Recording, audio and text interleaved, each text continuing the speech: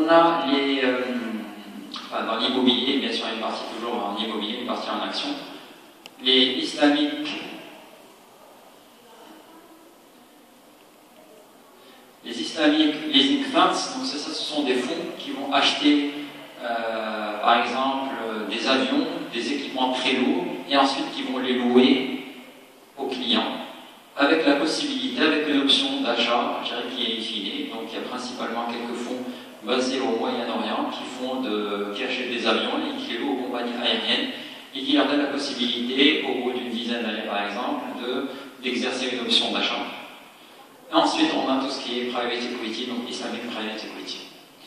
Alors maintenant, l'idée c'est de savoir qu'est-ce qui fait qu'une action va être conforme Sharia ou non conforme Sharia. Donc comment je vais sélectionner, je dirais, mon univers d'investissement et sur quoi je vais me baser, que je fasse, je dirais, de la gestion organisée, que je rentre, j'achète un OPCVM, j'achète un indice, ou que j'achète tout simplement une part dans une société non cotée, qu'est-ce qui va faire que je vais considérer qu'une action est conforme ou n'est pas conforme.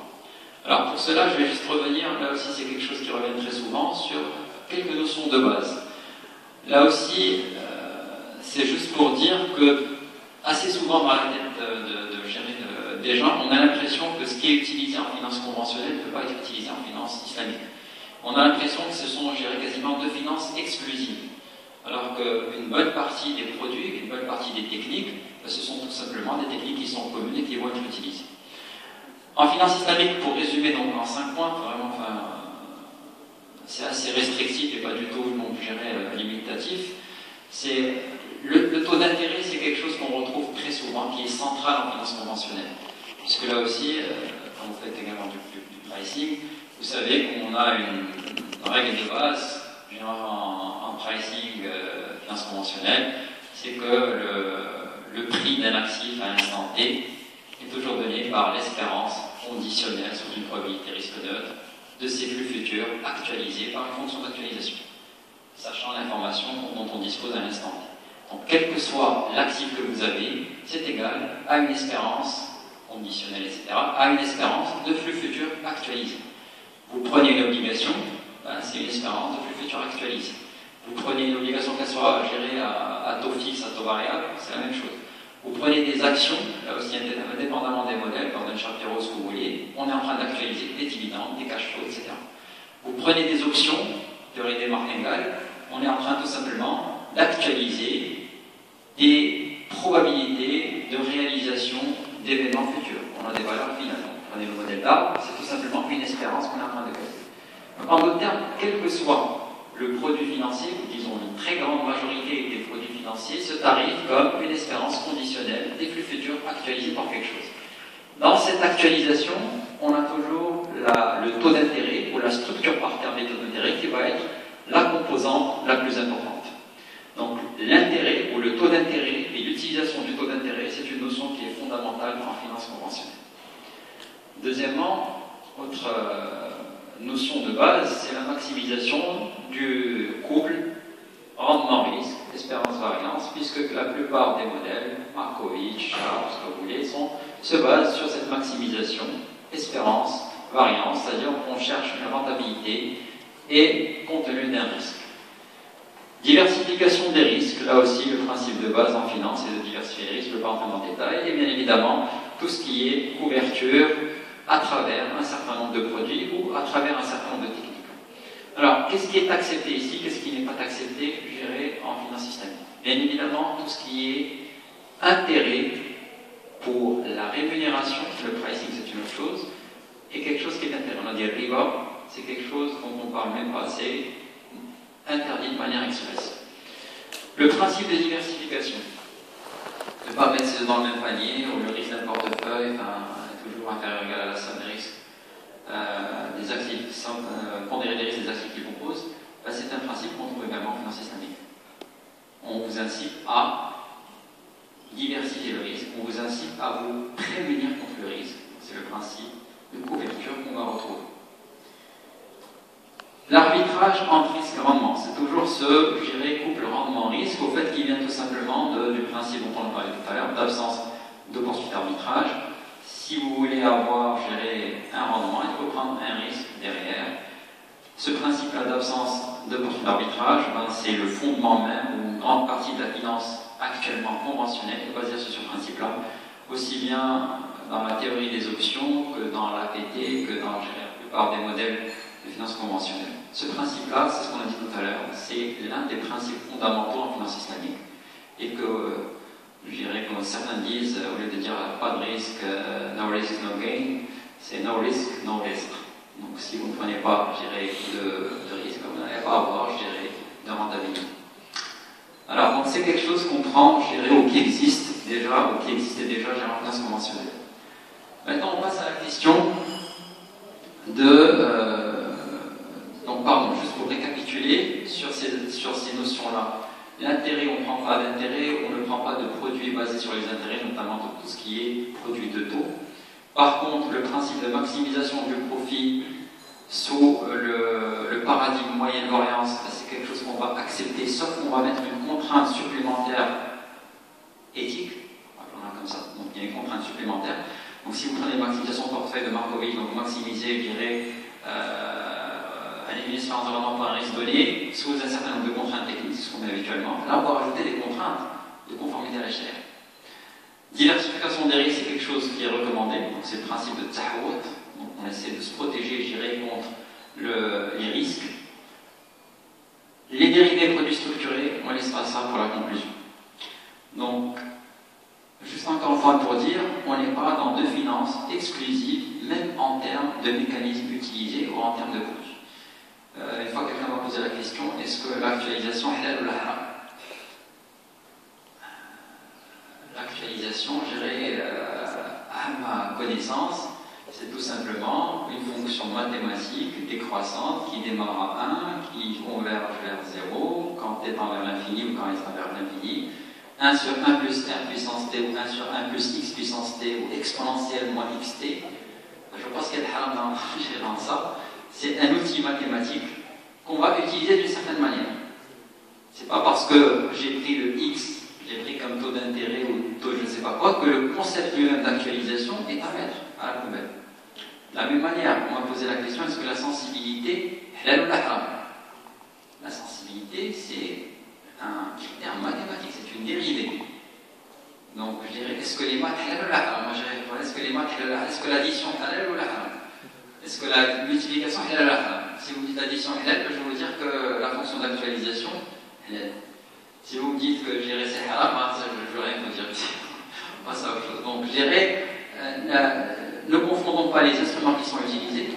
Parce que là aussi, moi j'avais lu une fois même, je dirais dans un article, est-ce qu'on peut utiliser la barre pour mesurer le risque dans une banque islamique? La barre, c'est une matrice. À la base, c'est une matrice de variance-covariance. C'est un indicateur statistique. Donc là aussi, c'est des choses qu'on va utiliser. Enfin, mettons les maths de côté, et la finance, pardon, les maths et la statistique et les instruments utilisés de côté, ce sont des instruments comme d'autres, et regardons ce qu'on en fait avec. Donc, juste pour rassurer certains qui auraient eu éventuellement un doute, que je dirais l'addition, à ma connaissance, et la multiplication halal. Et je dirais que les Arabes ont largement contribué donc, au développement de la science mathématique.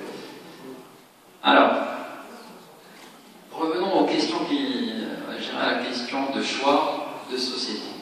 Comment je vais déterminer un portefeuille? Comment je vais choisir un univers d'investissement? Est-ce que toutes les sociétés qui sont cotées à la bourse de Casa, halal ou haram? Alors, là aussi, sans rentrer dans le détail, on veut juste voir qu'est-ce qui est proposé, qu'est-ce qu'on retient. Si on veut dire, on veut se baser, est-ce que c'est conforme, ne pas conforme, est-ce que ça rentre dans l'univers ou ça rentre pas dans l'univers? Bien évidemment, il y a un certain nombre de critères qui vont bien être retenus.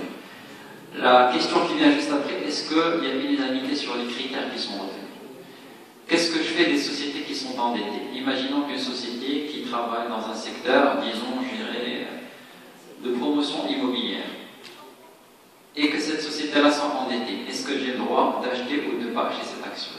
CJ, Doha, Alliance, ils ont tous, je dirais, un endettement, je dirais, parfois assez conséquent. Est-ce que j'ai le droit de prendre ou de ne pas prendre?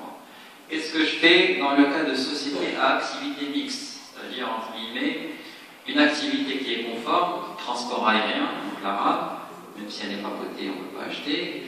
Et je dirais une activité non conforme, c'est parfois ils vendent de l'alcool, je dirais, sur certains lignes. Donc il y a un revenu qui est généré soit directement, soit à travers, bien évidemment, gérer des royalties ou gérer des contrats de gestion qu'ils ont derrière. Mais dans tout cas, on va avoir une partie qui est conforme, une partie qui n'est pas conforme. Et autre chose, est-ce que la responsabilité sociale des sociétés rentre en jeu ou pas en termes d'éthique? Là aussi, je reviens sur le côté Bachelari. Et est-ce que je prends en compte, je dirais, ce caractère-là ou je ne le prends pas? Alors, un exemple très simple. Imaginons qu'il y a une société chinoise qui fabrique des microprocesseurs, sans la nommer, et qui fait travailler des enfants de 7 ans et de 8 ans. Et imaginons qu'elle ne prend ni intérêt, qu'elle ne passe pas son argent, et qu'elle n'a pas de dette, etc., et qu'elle fabrique des microprocesseurs pour des ordinateurs. Est-ce que j'ai le droit d'y aller ou pas? Si, je dirais, les enfants ont 10 ans, si les enfants ont 12 ans, s'ils ont 13 ans, 14 ans, 13 ans, 14 ans, en Chine, c'est un senior, quoi. Il a 8 ans d'expérience derrière lui. C'est quelqu'un, je dirais, qui a travaillé depuis l'âge de 6 ans et vraiment, il est passé senior. Vous dites, je dirais, au Danemark, un enfant de 13 ans qui est en train de travailler dans une usine, vous risquez la prison. Nous, on se situe où? Est-ce que, je dirais, cette société-là, je vais l'accepter, je ne vais pas l'accepter? Alors, tout un tas de questions qui reviennent. Notamment également comment je gère les produits d'intérêt, comment je gère les champs d'intérêt, comment je gère un certain nombre d'indicateurs ou de grandeur comptable et financière, comment je gère l'endettement.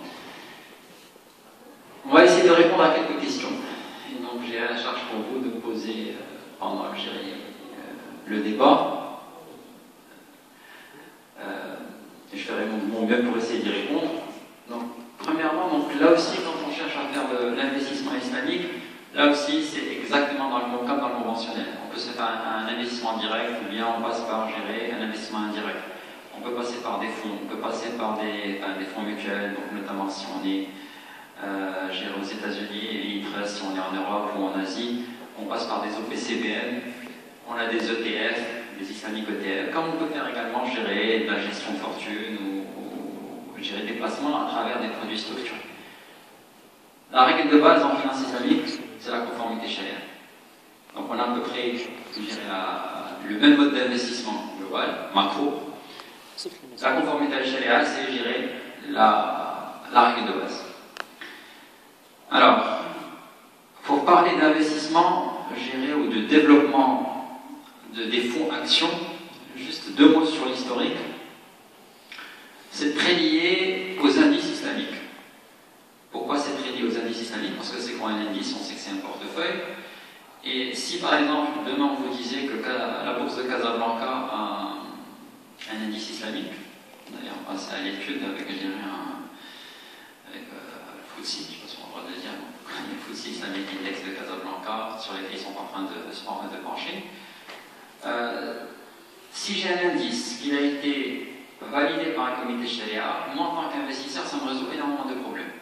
Ça me donne l'univers d'investissement. Et je n'ai qu'à piquer les valeurs qui sont dans ce fonds. Je n'ai pas besoin de faire l'effort moi-même, d'aller chercher l'information dans les sociétés, de savoir si c'est conforme, si c'est pas conforme, de faire quelques retraitements, je dirais certainement comptables qu'il va y avoir derrière. Donc s'il y a un fonds auquel je crois et qui a été validé par un comité sharia, moi en tant qu'investisseur ou en tant que trader ou gestionnaire de fonds, ça me résout énormément de problèmes.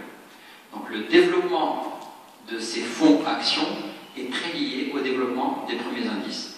Le premier indice, c'est un indice malaisien, comme la plupart des innovations financières, en 1996. Ensuite, il y a le Dow Jones Islamic Index, qui a vu le jour en 1999. La même année, la bourse de Kuala Lumpur a mis en place son index Sharia. Alors, encore une fois, c'est juste rapporter ça donc un peu au délai. C'est-à-dire, on est en 99, disons 2000, on est en train de parler d'un marché qui a démarré il y a moins de 15 ans. 12 ans, 13 ans exactement. Donc là aussi, quand on dit finance islamique, faites attention, je dirais, on n'est pas en train de parler d'une finance qui a 50 ans, même si c'est écrit dans beaucoup de livres, si c'est écrit dans beaucoup de journaux. Tous ces indices-là ont la particularité d'avoir un sharia à bord, un comité sharia qui va valider les valeurs qui sont à l'intérieur. C'est-à-dire ce sharia à bord, c'est celui qui va vous dire c'est conforme à la charia, vous pouvez investir et dormir tranquille. À date d'aujourd'hui, tous les grands fournisseurs d'indices, le S&P, le FTSE, le MSCI, donc, ils ont tous leur famille d'indices islamiques. Et il y a à peu près, je crois que ça dépasse les 500 ou 600 indices islamiques dans le monde à date d'aujourd'hui. Alors, la question c'est comment ce sharia à bord, ou ce comité sharia, va dire que ce portefeuille-là, ou cet indice-là, ou les valeurs qu'il va mettre dans l'indice sont conformes au sharia. Ben, ils vont se baser sur un certain nombre de filtres. Ce qu'on va essayer de passer ensemble. Déjà, ce qu'il faut savoir, c'est qu'il n'y a pas un seul filtre. Donc, il n'y a pas unanimité sur les critères à retenir, en tout cas, on va le voir, dans leur application d'un point de vue purement opérationnel. Disons qu'il y a 5 principaux critères, je dirais, en termes de filtres, qui se ressemblent entre eux, en tout cas pour 4 ou 5 d'entre eux. Le premier, c'est le SAX, c'est le filtre mis en place par le comité sharia de la bourse de Kuala Lumpur. Le second, c'est un FTSE Islamic Index, qui a donné naissance à un autre indice. Donc il y a le SAX, disons les Malaisiens, le FTSE, il y a le Dow Jones, S&P, et ensuite il y a une norme qui est la norme 21 de l'AOFI, qui n'est pas réellement un critère, mais qui peut être assimilé en tant que tel parce qu'il donne, gérer les grandes lignes à suivre. Donc on a 4 ou 5, modes de filtre. Alors qu'est-ce qu'il y a à l'intérieur? Premièrement, il y a ce qu'on appelle les filtres de premier niveau. La première chose à savoir, est-ce que l'activité est conforme ou n'est pas conforme au sharia? Si l'activité est conforme, si l'activité n'est pas conforme, ben bien sûr la valeur est éliminée. Si l'activité est conforme, ben on passe au filtre de deuxième niveau. Si l'activité est mixte, c'est-à-dire ce méthode de tout à l'heure, c'est-à-dire je sais pas, un hôtel qui facture des nuitées, donc, par contre du principe il n'y a aucun problème, mais qui a également, je dirais, une boîte de nuit et qui sert de l'alcool. Donc il y a une partie conforme, il y a une partie qui n'est pas conforme. Comment je traite ce cas? Donc là, on va voir, on va passer, donc si, l'activité prioritaire, le cœur métier, est conforme et que, la partie non conforme représente uniquement une petite partie de l'activité, c'est un grand hôtel avec une petite boîte de nuit, donc à ce moment-là, on va la faire passer, au deuxième niveau. Si c'est le contraire, c'est un hôtel qui a 10 chambres et une boîte de nuit qui accueille 2000 personnes, ça c'est une question. Donc disons qu'on va regarder l'activité principale et ensuite l'activité secondaire, et si elle passe l'activité, c'est-à-dire si l'activité principale est conforme, on va passer au filtre de deuxième niveau. Alors qu'est-ce qu'on entend par filtre de deuxième niveau? Donc là, disons, dans le filtre de deuxième niveau, on va avoir deux types d'analyses. Une analyse quantitative, c'est-à-dire on va se baser sur un certain nombre de ratios financiers, et une analyse qui est purement qualitative. Dans d'autres termes, on va se baser sur l'image de la société, sur cet intérêt général, est-ce que la société sert la communauté ou pas, l'intérêt général au sens également de la nature des clients, à qui sont destinés ces produits. Comme une activité qui est à 100%, conforme et qui exporte exclusivement à Israël, est-ce que je l'accepte ou pas? La qualité des fournisseurs également, les partenaires, etc. Donc, on met en place un intérêt général. On met en place une analyse sur l'intérêt général et sur la nature à la fois des clients, fournisseurs, partenaires. Ensuite, sur les coutumes. Donc, l'Europe, c'est ce que j'ai dit tout à l'heure. 14 ans, donc en Chine, c'est pas un enfant de 14 ans qui travaille, c'est pas un enfant de 14 ans, en Scandinavie, qui va travailler. Donc, et là aussi, il faut qu'on distingue la nature de travail, est-ce que c'est accepté, c'est pas acceptable, qu'est-ce qu'on entend par pénibilité de travail, etc. Donc, ça dépendra, un peu de chaque région. Donc, le premier niveau, donc c'est le filtre activité conforme non conforme. Si ça passe au premier filtre, on passe au deuxième filtre sur le deuxième niveau. Alors, sur le premier niveau, donc là aussi, comment on va dire qu'une activité est conforme et pas conforme? Déjà, est-ce qu'on va exclure toutes les entreprises qui ont des activités dans la production, commercialisation de produits à base porcine? Et au fait, quand je dis production, commercialisation, à vrai dire, c'est tout le process. Commercialisation, transformation, distribution, transport, mettez tout ce qui vous passe par la tête, gérer de produits à base de bois. La même chose, donc gérer les activités à base d'alcool, en termes là aussi de production, transport, transformation, logistique, etc. Les activités qui sont liées aux jeux de hasard, les activités qui sont liées à l'industrie pornographique, la commercialisation, production, distribution, etc.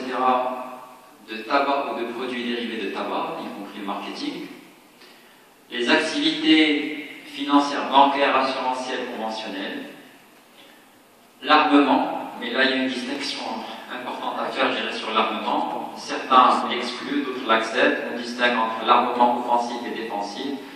On distingue également sur la destination de l'armement. Est-ce qu'on est en période de guerre, on n'est pas en période de guerre? Est-ce qu'il y a tout géré? C'est vraiment l'armement à mettre entre parenthèses. Alors,